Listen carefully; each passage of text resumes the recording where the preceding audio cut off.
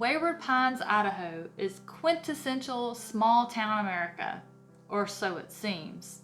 Secret Service agent Ethan Burke arrives in search of two missing federal agents, yet soon is facing much more than he bargained for.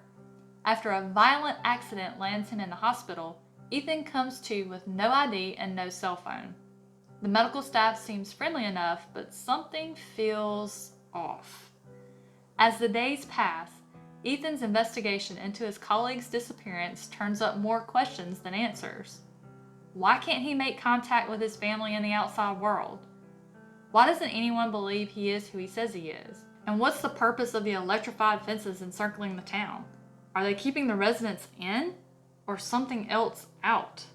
Each step toward the truth takes Ethan further from the world he knows until he must face the horrifying possibility that he may never leave Wayward Pines alive. So if that book description sounds good to you, just keep watching. What up, nerds? Welcome back to the Nerdy Narrative. My name is Leslie Smith, and today's book therapy chat is going to be about Pines by Blake Crouch. So Pines is the first book in the Wayward Pines trilogy. So this book came out in 2012. It's about 309 pages and published by Thomas and Mercer.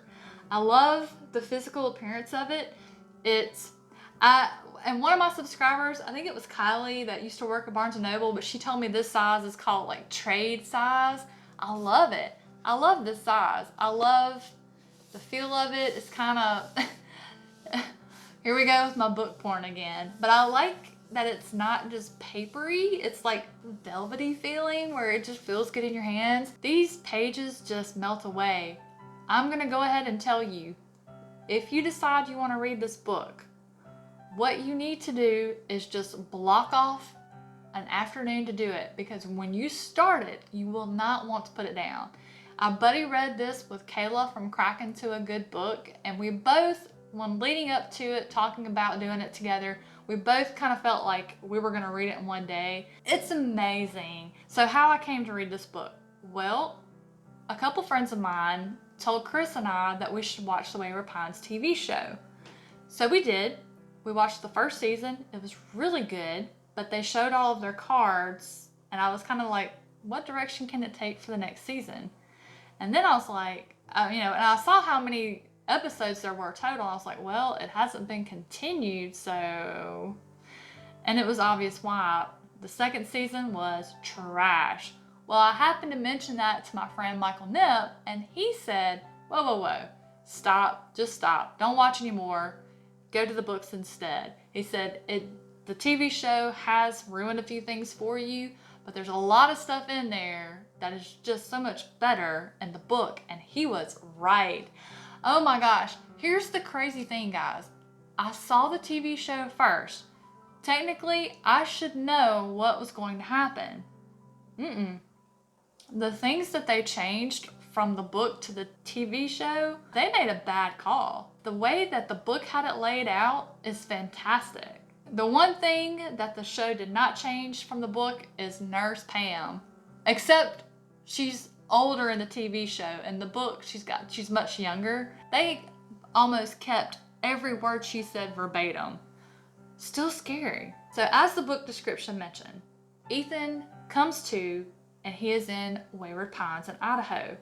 He's been in a car accident. He is not sure what's going on. He's got no ID, no wallet, no phone, nothing. And at first, he's having trouble even remembering who he is and where he's at and why he is there.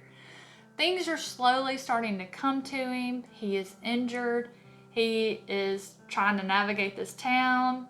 Things don't seem quite right. It is the most beautiful, it's like a very picturesque town. It's very beautiful. He's like even thinking to himself, man, why would anybody ever leave a place like this? So he's injured, but something just, whenever he thinks about going to the hospital, there's some irrational fear that just springs up and keeps him from doing so.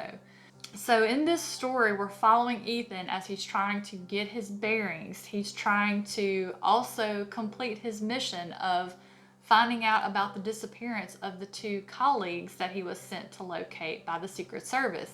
In addition to that, he's trying to find a way to contact his wife and son in the outside world and ultimately leave Wayward Pines.